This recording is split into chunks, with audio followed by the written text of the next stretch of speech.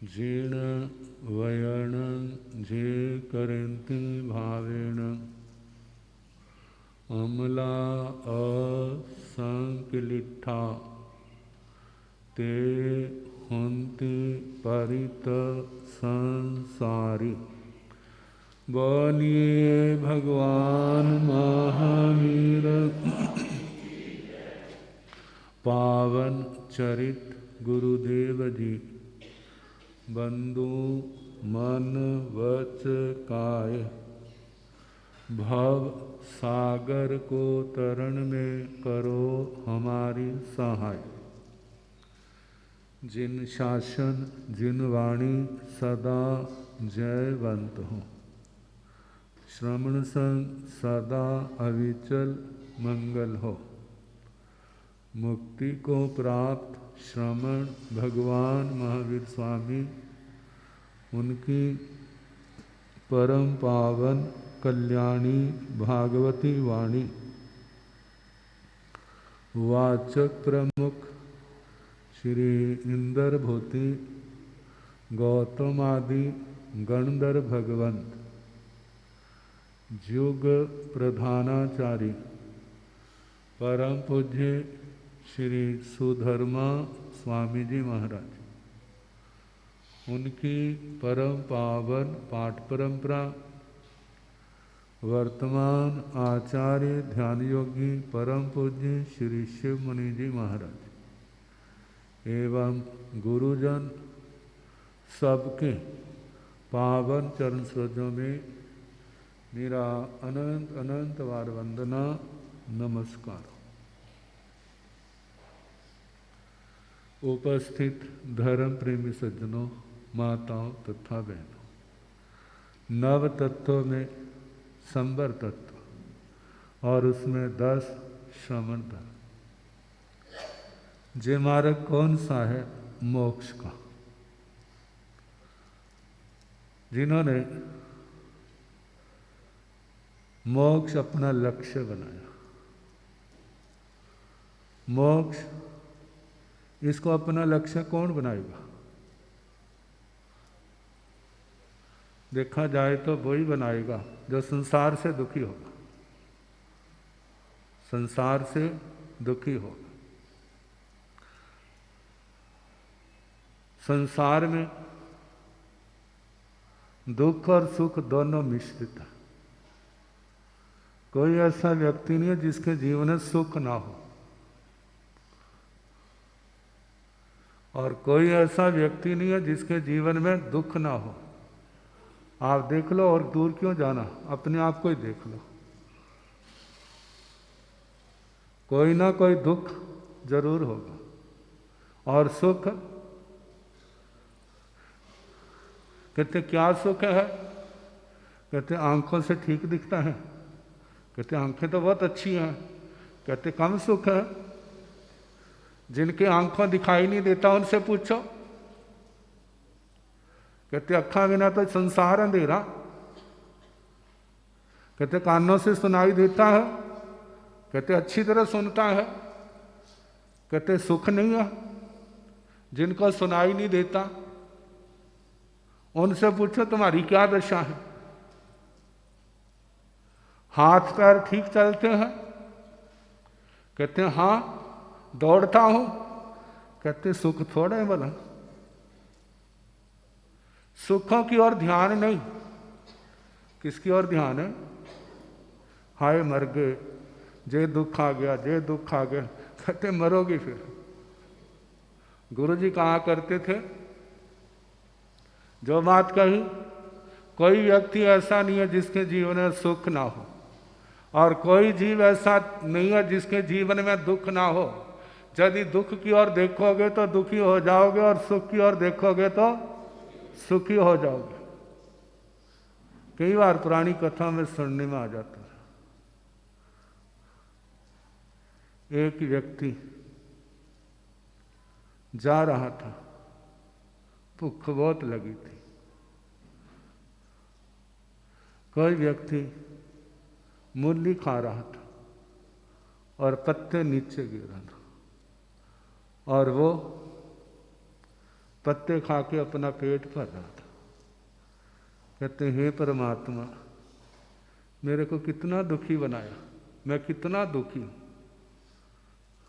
जो लोगों की अवशिष्ट चीज है उससे मेरा गुजारा चलता। आगे चलते चलते उसने क्या देखा, एक व्यक्ति, उसके पैर नहीं थे, उसके पैर नहीं थे। जब उसने उसको देखा ना, उसकी सोच ही बदल गई। कहते हे भगवान तेरा भला हो, इसके तो पैर ही नहीं है, लेकिन मेरे पास तो पैर है, मैं कहीं भी आ जा सकता हूं। बोलो भला उसको किसने क्या दिया? पहले तो दुख से रो रहा था, अब कहते मैं बड़ा सुखी हूं। सोच ने क्या कर दिया, पहले संतोष नहीं था, अपना दुख दिखाई देता था, अपना सुख नहीं दिखाई देता। देखो कितने सुख हैं, लेकिन उसकी ओर हमारी आंखें बंद हैं। प्राय करके देखा आपने, घर के अंदर कितने व्यक्ति होते हैं, उसके गुण नहीं दिखाई देते। क्या दिखाई देते हैं? घर वालों के जो उसका अवगुण है ना, दोष, वो दिखाई देगा। इसके अंदर जो बड़ा नुक्स है, जो है ऐसे है ऐसे है। लेकिन कोई दूर का व्यक्ति है, उसका दोष नहीं दिखाई देगा। क्या दिखाई देगा? गुण दिखाई देगा। कहते इस सोच को बदलो, घर वालों के गुण देखो और बाहर वालों के। यदि सुखी होना है, जब एक दिन बताया था ना, 95 गुणों का लाभ लेना है तो 5 दोषों को सहना होगा। और यदि 5 दोषों का नहीं सह सकते तो याद रखना 95 गुणों का भी लाभ आपको नहीं मिलेगा। तो ये मार्ग किसका है जो बताया जा रहा है? संसारी लोगों का नहीं, जो आत्मार्थी जी, जिनको ये समझ आ गई है ये संसार किसी काम का नहीं। ये पुराना गीत तो आपने कही है ना, सुना होगा ना, ये दुनिया किसी काम की मेरे काम की नहीं है। कितनी बार सुना है, लेकिन दिमाग में तो नहीं बैठा। जब दिमाग में बैठ गया है दुनिया काम की नहीं है, तो फिर क्यों बैठी हो? जहां पर चलो वहां पर जहां तुम्हारा काम बनता हो। लेकिन ये तो केवल कहते हैं शुगल मेले के लिए, केवल मनोरंजन के लिए है, लेकिन उनके अर्थ दिमाग में नहीं बैठे, वो समझ में नहीं आए। जिन्होंने ये समझ लिया है ये संसार दुखों की खान है, सुखों की खान क्या है? जहां आत्म समाधि है कोई दुख नहीं, वो जो मोक्ष मार्ग है। वो क्या है? ये मोक्ष मार्ग है। कितने लोग कहते हैं महाराज जी आप कहते तो हैं समाई करो समाई करो माला करो, मन तो टिकता नहीं है, फिर फायदा क्या है? क्या है? मन तो टिकता नहीं है, फिर फायदा क्या है? मैंने कहा बहुत अच्छा है, नहीं करना चाहिए क्योंकि मन नहीं ना टिकता। कहते इसलिए हमने छोड़ दिया। अच्छा मेरी बात का उत्तर दो, जे कल को आपका बच्चा कहे मम्मी पापा मेरा पढ़ाई में मन नहीं लगता, हमारा पढ़ाई में मन नहीं लगता, तो जैसे आपने समाइक छोड़ दी तो क्या उस बच्चे को सलाह दोगे बेटा छोड़ दे पढ़ाई, क्या करना है, घर में काम कराया कर? बोलोगे? क्या उत्तर दोगे? कहते बेटा नहीं लगता तो लगा, नहीं लगता है तो लगाओ, हम सुविधाएं दे सकते हैं तेरे को, लेकिन पढ़ाई तो आपको ही करनी होगी, मन तो आपको ही लगाना होगा। यदि सफल होना है, नहीं पढ़ेगा तो डंगर गवार बनेगा। इसलिए पढ़ ले, यही उम्र है, पढ़ लेगा कुछ अच्छा बन जाएगा। दुनिया में कैसे रहना, कैसा अच्छा जीवन बनाना है ये समझ आ जाएगा। पढ़ेगा नहीं तो पशुओं जैसा जीवन होगा। अब वो सोचता माँ बाप पक्ष नहीं लेते, अब तो पढ़ना ही पड़ेगा। तो ऐसे जैसे आपने बच्चे को समझाया, अपने आप को भी समझाओ। मन नहीं लगता तो लगाओ। यदि ऐसे मन लगता होता ना धर्म ध्यान में, तो आजकल सारी दुनिया की दुनिया खाली हो गई होती, सारे मोक्ष में पहुंच गए होते। लेकिन बच्चों को तो हम कहते पढ़ो पढ़ो पढ़ो, लेकिन जब अपना नंबर आता है कहते कोई बात नहीं। यदि समायक नहीं कि कोई बात नहीं, कल देखेंगे, कल नहीं हुई कल देख लेंगे, वो तो शायद पता नहीं मौका मिलेगा। लेकिन जो ना समझी, कहते सुखों की खान क्या है? सुखों की खान, सच्चे सुखों की वो धर्म है। धर्म करो तुम प्राणियों, धर्म थकी सुख होए, धर्म करंता जीवन, दुखिया न दिखा कोई।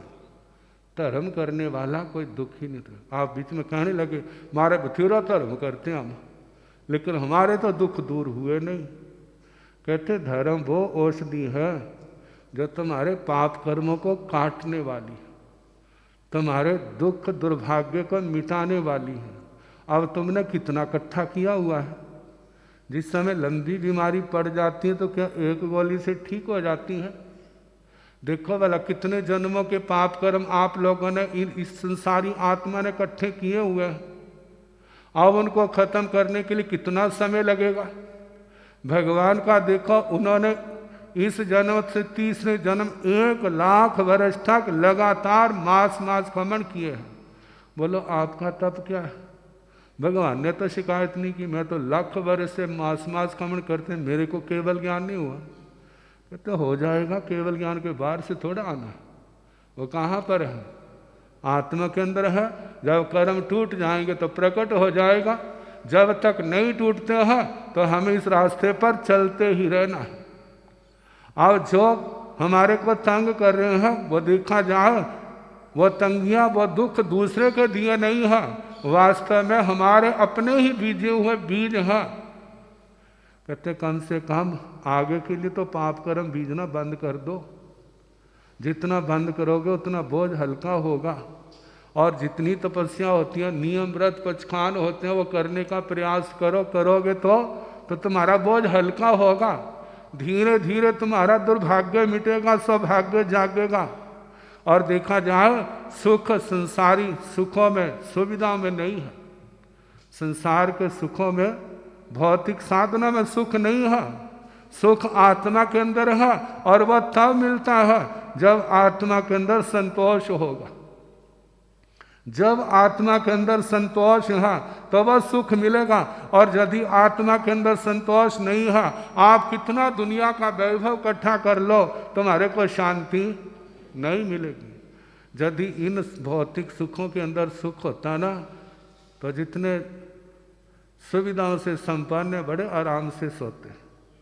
लेकिन देखना उनको गोली खा के भी नींद नहीं आती। गुरुजी एक दृष्टांत सुनाया करते थे। कहते एक सेठ सेठानी रात को नींद नहीं आ रही थी, पूर्णमासी की रात थी। वो कहते चलो ऊपर जाऊं, गर्मी लग रही है, सांस को डरा, ऊपर जाके छत पर जाके देखो। जाओ ऊपर देखा, चांदनी, चंद्रमा चमक रहा, चारों ओर चांदनी है, कितना शांत वातावरण। पास में देखा एक झोंपड़ी थी, वहां पर एक मजदूर रहता था। अब उस मजदूर बड़ी गहरी नींद से सो रहा, खराटे आ रहे। कहते हमारे से कितना सुखी है, कितने आराम से सो रहा है, कोई चिंता नहीं, फिक्र नहीं। और हम सब कुछ हो करके भी नींद नहीं आ रही। वह नीचे आ गई, कहने लगे चलो ऊपर।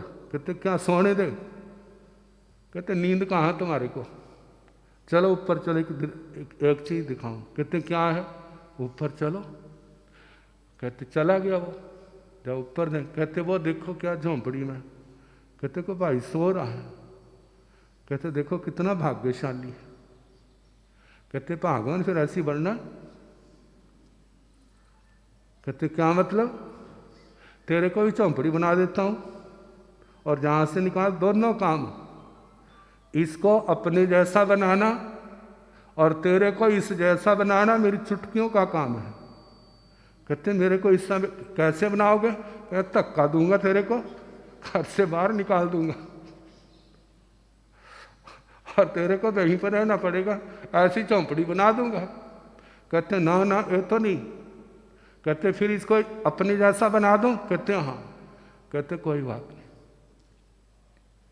अब नीचे आया है, एक उसने थैली ली, उसके अंदर सोने की मोहरें इकट्ठी की, 1 2 3 4 5 करते करते 99 पूरी कर दी और उसके बाद बंद कर दी और ऊपर से उसकी झोंपड़ी के आगे गिर दी। जब वह सुबह उठा ना तो देखा जी क्या पड़ा है। जब आया देखा तो वो सोने की मोहरें पीली पीली, 1 2 3 गिनते गिनते कितनी होगी। और सौमी कहाँ गई? कहते देने वाले तो ने दिया तो बहुत कुछ है, लेकिन ये कमी क्यों रखी? अब मन में आया भय कोई देख ना ले, फटाफट अंदर चला गया। अंदर जाकर के पहले तो जितना कमाता था, खाता था, आराम से सो जाता था। और वो सोचते इसको रखूं कहाँ? कोई अलमारी नहीं है, कोई ताकी नहीं है जहाँ रखूं। फिर सोचते सोचते कहते कोई बात नहीं। एक तो तिखी नुकीली सी लकड़ी लाया, उससे ज़मीन को खोदा और उसके अंदर दबा दिया। अब झोंपड़ी में तो दरवाजा भी नहीं, और वो जा तो रहा है काम के लिए, लेकिन उसका मन कहाँ पर है? मन कहाँ पर? कोई उठा के ना ले जाए। कोई कहते ले जाएगा, तेरा क्या है? तेरी तो नहीं है, लेकिन उसको क्या बना दिया? जे मेरी है, मेरी संपत्ति है। अब जिस समय शाम को मजदूरी करके आया तो सबसे पहले क्या देखा? खाया जा नहीं? कहते देखो जितना ध्यान दुनिया के अंदर एकाग्र होता है, उतना आत्मा के अंदर, उतना परमात्मा के अंदर ध्यान एकाग्र नहीं होता।